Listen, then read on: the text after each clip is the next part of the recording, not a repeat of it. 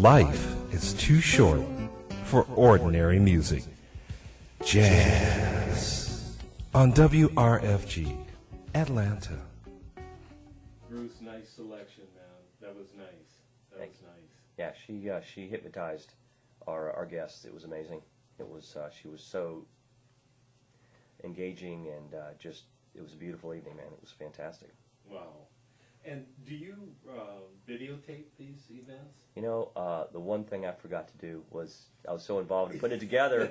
I should have had somebody come in and do that for me. But that's on the list to make sure we do from here forward on next ones we do. Yeah, it's good to document these things. Yeah. You know. And so now we've covered about your writing. We've covered about your business background and what you've been doing.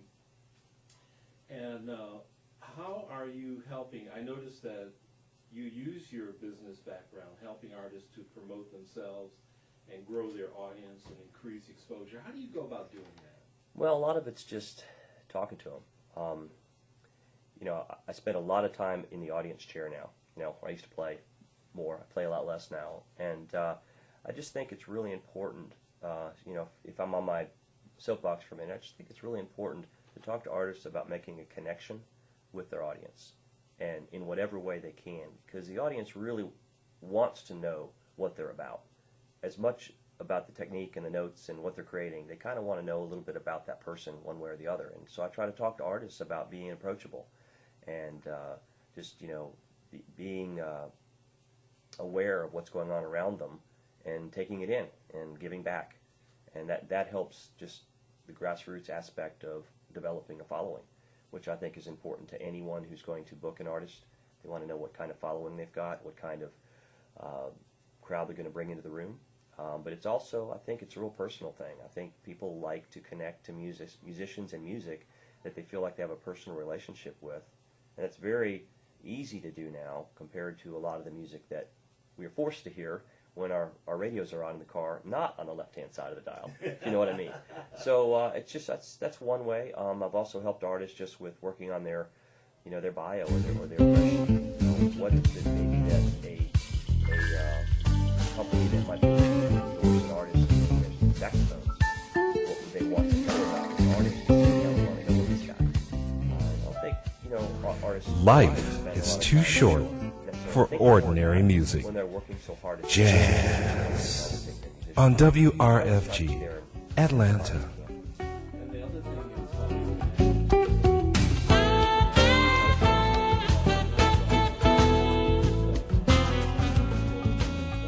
have a website, or you know, and you go, how in the world do people know where you are? Yeah. You know, if you're not connected in some way. Well, quick story about that is how I found Kat Edmondson. I was reading an article that she was she was replacing an artist at the Tanglewood Jazz Festival in Boston in 2009. So there was a hyperlink of her name in that article on which I clicked to get to her website. Where I clicked again was sampling her music. I clicked again, which was an email that said, "Please send me your CD." So 4 clicks and we were connected. Wow. Yeah. So you have to have that sort of You're right. thinking. You're right. You're absolutely right. And speaking of that, if folks wanted to look at some of the articles you've done or even get in touch with you, how can they do that? Well, if they want to read some of my articles, or the best thing to do is go to jazztimes.com, and there's a little box up there to search. Just type in my name, Bruce Pulver, Pulver, and it'll take you to my profile, and at the end of the profile it has a link to my email. So that's probably one of the best ways. Same is true on jazzreview.com, but maybe a little bit easier on Jazz Times because it's right there. That's probably the best way. Okay, excellent. Man, we really appreciate you coming in and sharing this good music with us and telling us about yourself. Like, it's been a long time coming, too long, in fact, that we've actually had a chance to meet.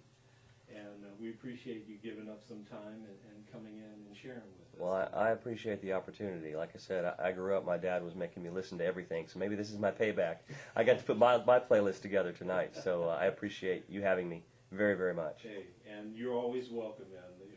We have an open door policy here, and you're welcome. Anything that you figure that, you know, would be of interest to our audience and you would like to share, you can even give us a call, man. We'll put you on live. I appreciate it. Bruce, thanks so much. And if you're just tuning in, I'm sorry for you. because you missed a good conversation and some good music. But we are going to go out with what now? We're gonna take. There's a pianist in Nashville, a good friend of mine named Bruce Dudley. Bruce teaches at the several of the universities up there. He's a phenomenal pianist and arranger, and he did a whole CD around Monk, mostly Monk, and that's what it's called, mostly Monk, with string arrangements, a lot of great Nashville players, and I'd like to do Monk's Dream and Little Rudy Tootie arrangement from Bruce Dudley's record called Mostly Monk. Again, this has been Bruce Pulver.